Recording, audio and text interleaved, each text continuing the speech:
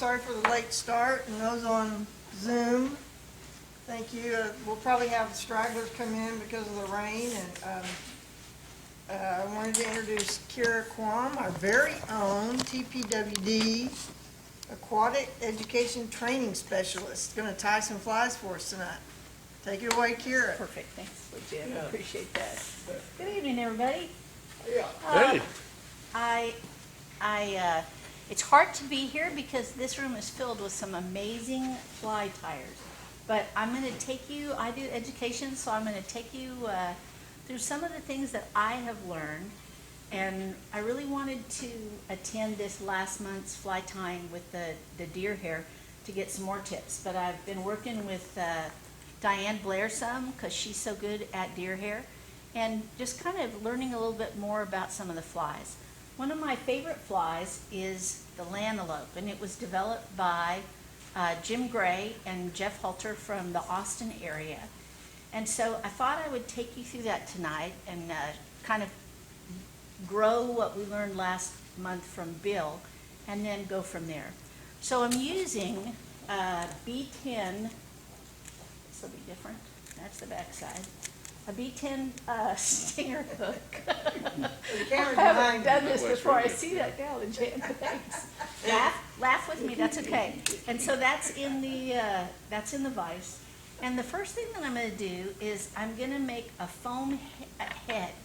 And there's a little template that you can find that cuts these pieces of foam.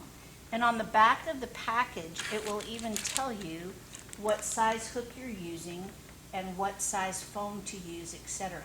So what you do is you put the foam into the little tray, and then you get your razor blade, and you just use the guides to cut that little head. And you can go all the way down. It's made so that you can cut several at a time. You don't have to just cut one. So I always try and cut it at least so that it's square, so that then I can start again. So I'll take that out of my little mold, and I'm going to start by just poking a hole in the head. We all know people we want to do that too. So the way that I do this, and you're probably not going to be able to see it as well, but it's hard for me to go, I want it down here at the bottom.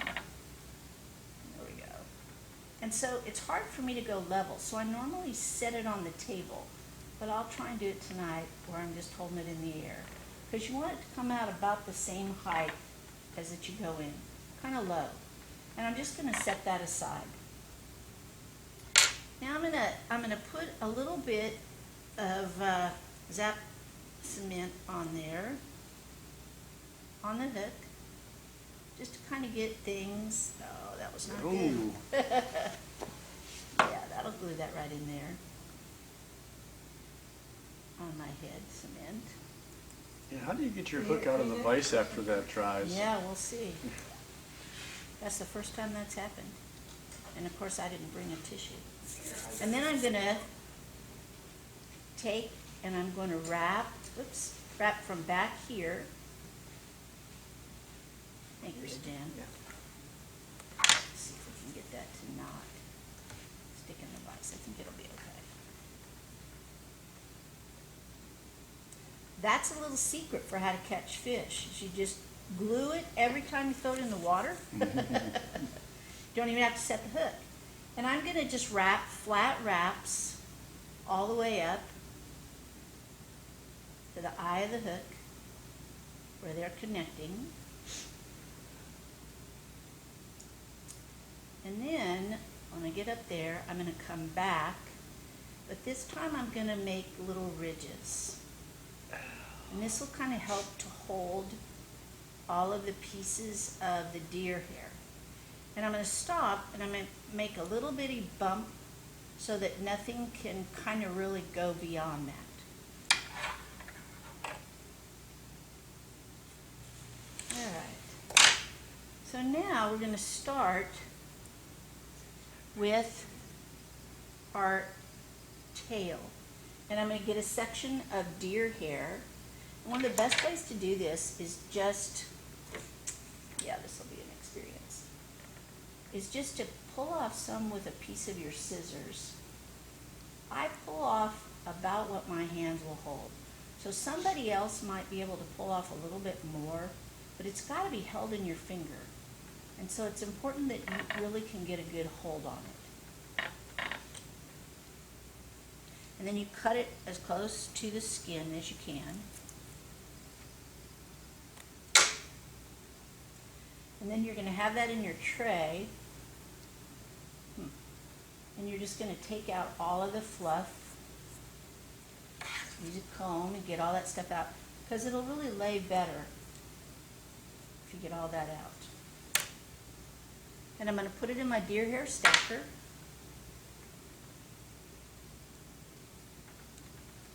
Now this is where I've come a ways. So I used to always turn it to the left like this, and then I had it in the wrong hand when I went to put it on the vise. So I learned to do it the other way, and you kind of tilt it and you pull it out. If you've got one that's rogue, you can always deal with that later. But now it's going in the right direction, so I don't have to turn the whole thing around in my hand. I call that a win, y'all. It's the simple things in life. So I don't want it to be terribly long, and I can always cut some of this off to make it a little bit more even. And I'm going to tie in just a short tail. 2 loose wraps. And then I'm going to kind of pull down on it, keeping it on top. And a couple more tighter wraps. And that's how I want my tail to look. Now one thing, I know Bill did something different with a straw, but one thing that Diane showed me is if you take your hook off, I've got a coffee stirrer with a rubber band in it. And I put that on from the back, and I'm going to do my best to put that around, and I put it back in the vise, so that when I go to trim later on, I'm going to be able to tell the tail from the stacks. This doesn't have to be perfect, but it really does help later on. And I'm just going to cinch it up. That's a good idea. Whatever. Yeah, that Diane Blair's pretty smart. And then I have got somewhere around here, maybe, a zip tie kind of thing that I don't see. There it is, right there underneath my crayon boxes. So I'm just going to hold that back so it's out of the way.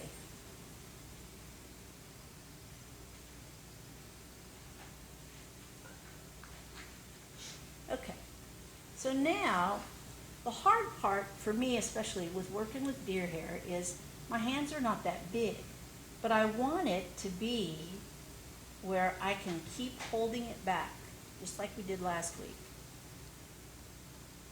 So trying really hard to get 3 fingertips. And I find that I'm really good at stabbing myself. I'm sure other people are as well. So I have these little jewelry, I know all you guys know about these little things that go on the back of your earrings. And so I put that on the tip of the hook, and that just makes me happier. It's a good way to stop stabbing yourself over and over again. So now I'm going to push that hair back, and it takes a little bit of doing. You got to just keep pushing it back. And I'm going to take a couple of wraps right in front. And that's going to be my first deer hair stack. And just in case my thread breaks, it's always a good idea to just tie a little half hitch right in there. So now I went from using deer body hair behind me. I'm so glad y'all are laughing with me, not at me. And now I'm going to go to some antelope. And I'm learning more about deer hair and antelope and things like that. But antelope is a different texture of hair, but it also is more buoyant, has more more capability to float. It's like more hollow, or it holds floatant better, or what is More it? hollow. So I'm going to do that just like I did the deer hair. And I don't need to stack this, but I can trim it off because I don't need it to be as long as it is. So I can kind of trim some of those ends off. And just like we did if you came to the tying last month, you want to fit it right here in the groove of your finger. Let's see if I can get that on camera. Right here in the groove of your finger. So when you hold it, you should get about as much as your finger can hold. And I'm going to lay it so that it's going diagonal. And I'm going to do a loose wrap and kind of cinch it back to where I want it to be. And then another wrap. And this time, as I tighten, I'm going to let go with my thumb as I pull down, and I'm going to let it spin. And it should look just like that. And I'm going to pull down and toward me until really it stops spinning. I'm going to come around, and man, did I love this tool. Well, yeah. I'm going to push my thumb right there where my rubber band is, and I'm going to cram that back, and I'm going to hold all of those hairs back. And right now I'm just building the body. You really don't want too much thread out when you're doing deer hair. You want it to be closer. So like a 2-inch max or so. And I'm going to do again right in front and another 1/2 inch.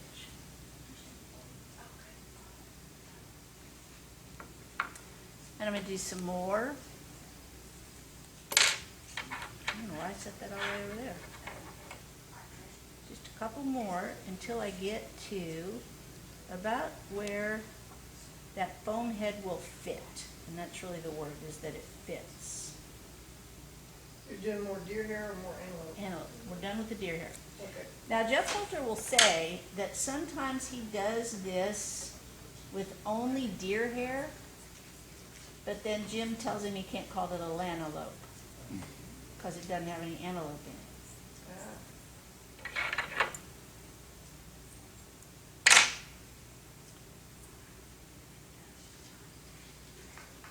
Hi, Gene.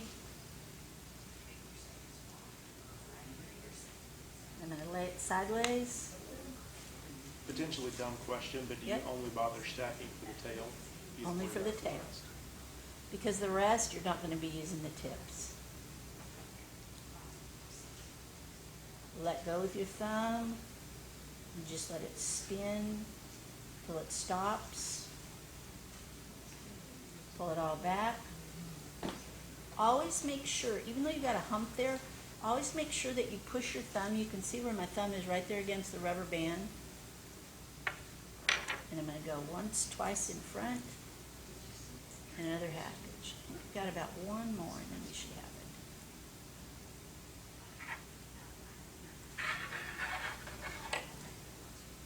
it. And Bill was really good. I ordered some, but Bill gave us all some deer hair and some antelope last month. So that was a good thing to practice with, as well as use for flies.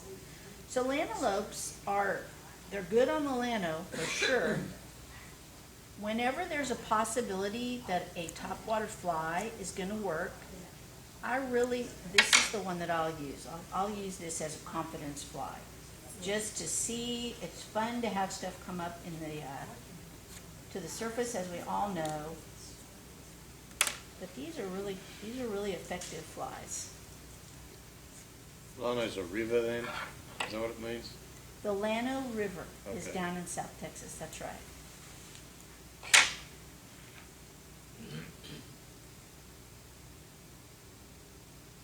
And I have not stabbed myself once. So that's Does the antelope have fluff in it that you have to comb out? same thing. Just exactly.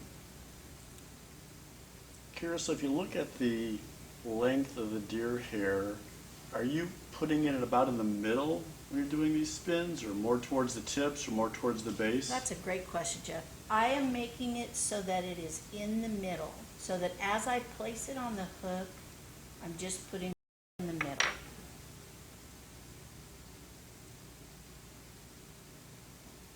All right, now let's test and see.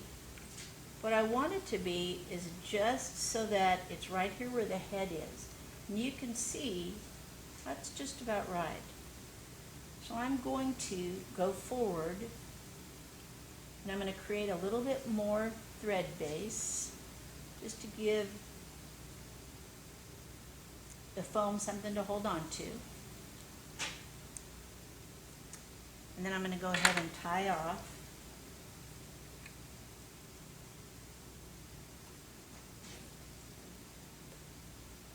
Ah, not like that.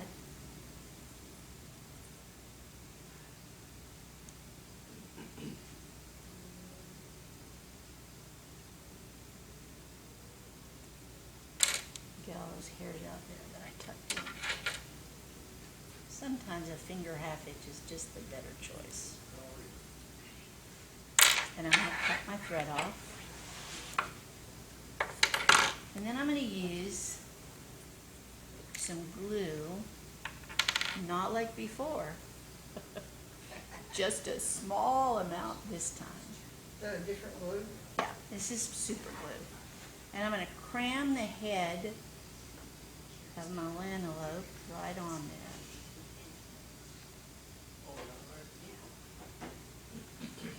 I'm really going to mash it all back, get my hair stacked. Notice that my eye is pretty good for threading my needle, and that's exactly what I want. So now I've got my tail out of the way, and I'm going to take my scissors, and you can use whatever you're comfortable with. You can either use scissors or you can use your razor. I can't think of those things tonight. A razor blade, and you're just going to cut it. And really, I almost prefer to cut it from the back. So let's see if I can get that out. It's not glued in there. That's a good thing, Juice. Yeah. So I'm going to come from the back, and I'm just going to trim so that when I finish, the blades of my scissors are laying right there along my foam, because I just kind of want it to be a flat, round edge. Now I will say this is very important, because I speak for Texas Parks and Wildlife. I can tell you we have done research. Not a lot of research. Just a little bit. Yeah, thank you. Not a lot of research, but enough research to know that we have no recordings of fish saying, wait a minute, that deer hair wasn't cut perfectly. So if it's not perfect, the deer don't care. The fish don't care? Thank you. The fish Do you don't. care even less Yeah. at this These stage? cares have long since passed. That's exactly right. Thank you. So, well, Jan, can you see? No. Yeah, No, you're good. oh, there you go. Okay, thanks. You guys help me. Yeah, keep it up a little bit. So the vice was in the way a little bit. There you go. Thank you. I understand that. We're just going to make that to where it's pretty close to fish criteria. And get everything trimmed off that looks like the fatter antelope hair.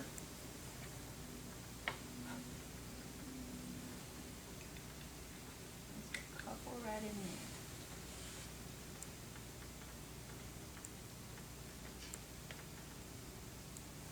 Take off my "don't stab me."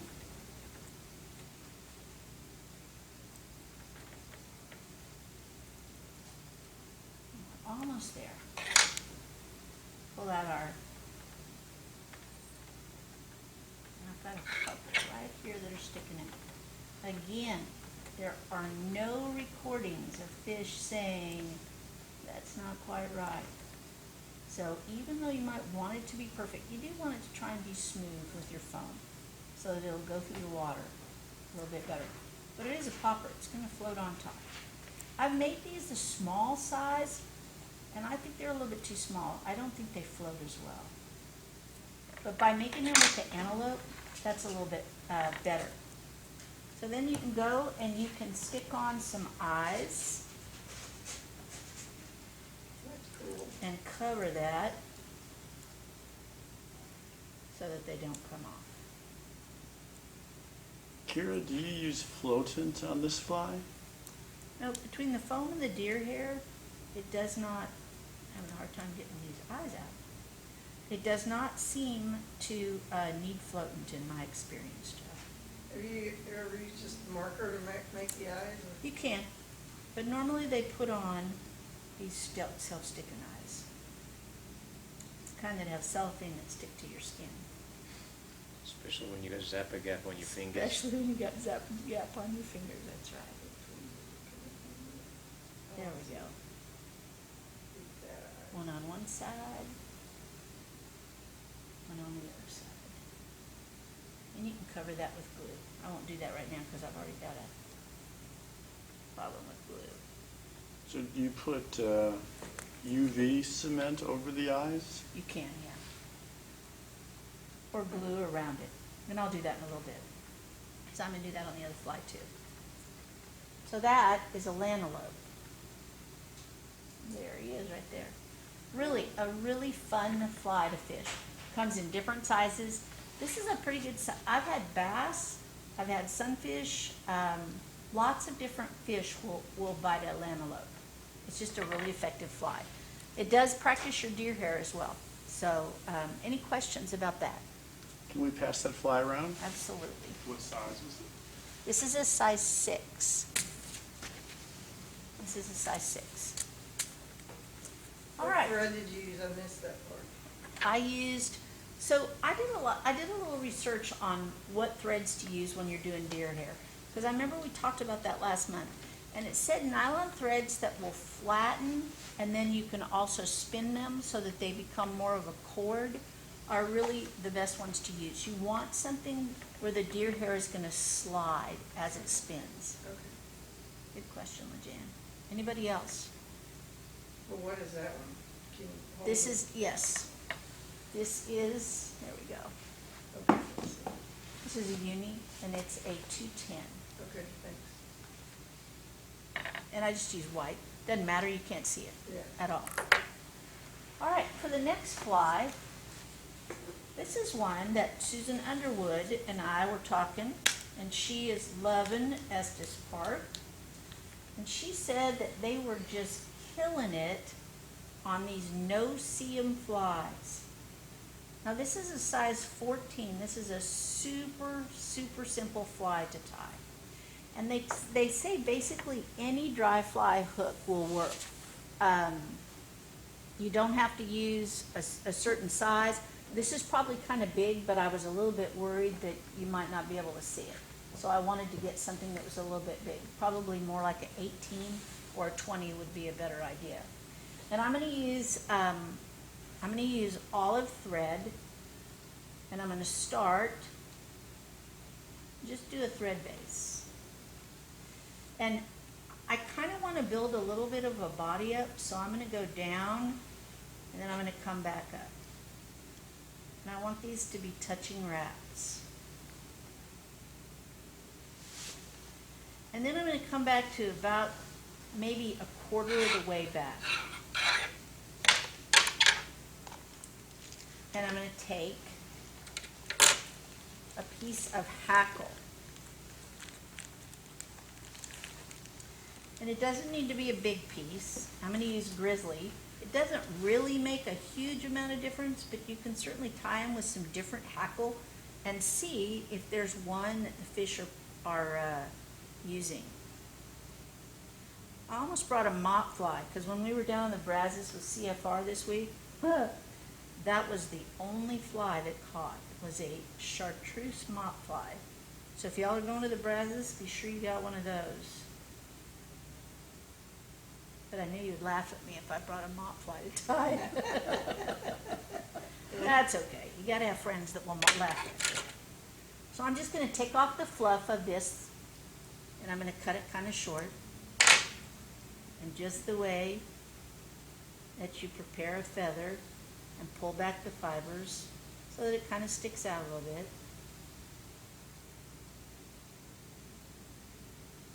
Keira, I'm sorry, what's the name of this fly again? The no-see-em midge. No-see-em midge. Okay, I hate no-see-ems. Yeah, we all do. And I'm just going to tie this in and lock it down.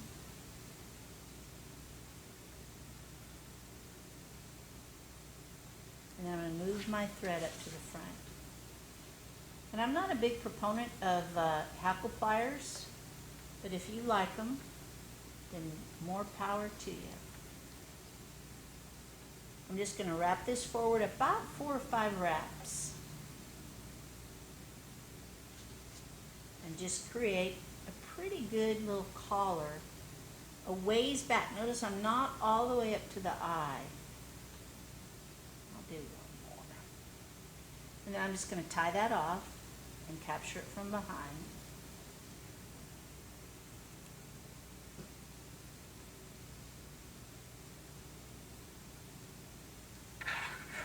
And then trim it.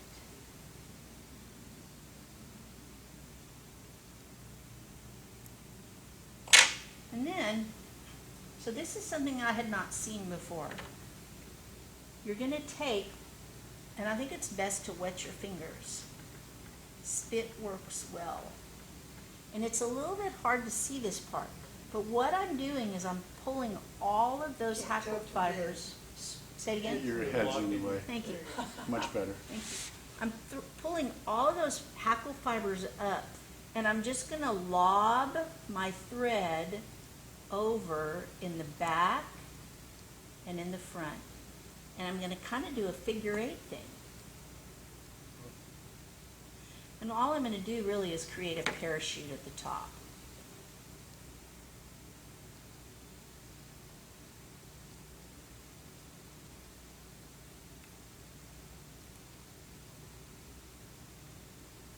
Susan was saying this is pretty much what their winter bugs are. And some of them can even kind of imitate a blueing olive. I'm going to tie that off and then cut it. This is the kind of fly I like to make. Quick. That's it? That is it. That's Except pretty innovative. I'm going to turn it over and I'm going to put a little bit of UV resin. I think I've always made parachutes with hair. I've never made a parachute with a feather. Feathers. You could dog that body, you could have a tail, you could do all kinds of things, right?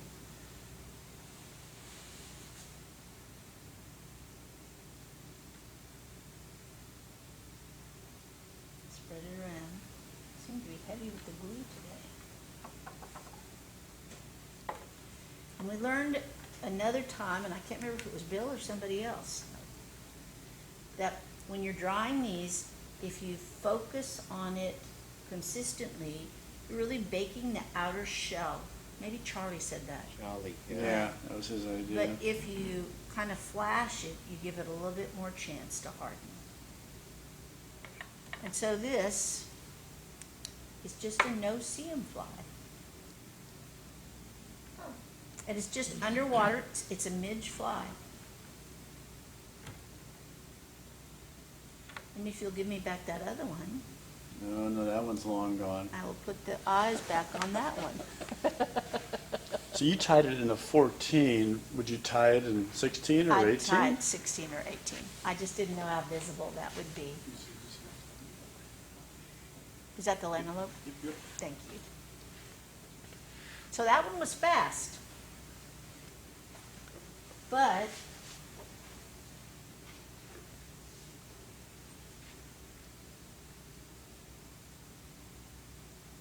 all I'm going to do is just lock these down. He'll probably lose his eyes. He'll get so much action anyway.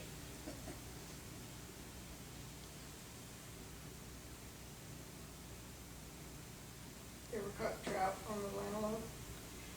You know, Lejan, that's a really good question. I don't know if I have. I know I've used it in Colorado. I've caught whitefish with it when we were up at a mountain lake, but I don't know if I've caught trout with it or not. Just a little piece right there.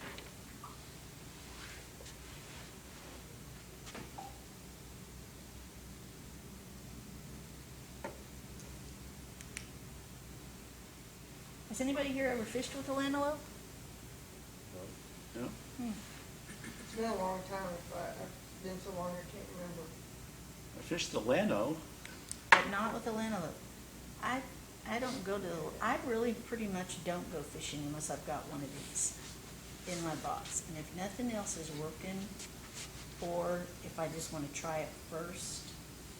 What This is a good introduction. viscosity UV are you using? This is the thick.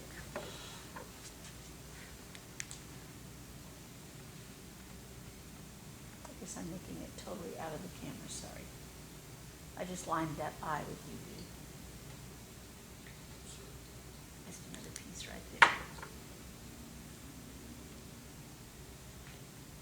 And they last very well. That's another part, is that some people don't want to tie with antelope because they say it doesn't last. But these last pretty well. They float pretty well, especially because they're not like the tail. You can't tie the whole thing with deer hair, and it works well too. I just don't know that it floats as well. Any questions? That's pretty simple.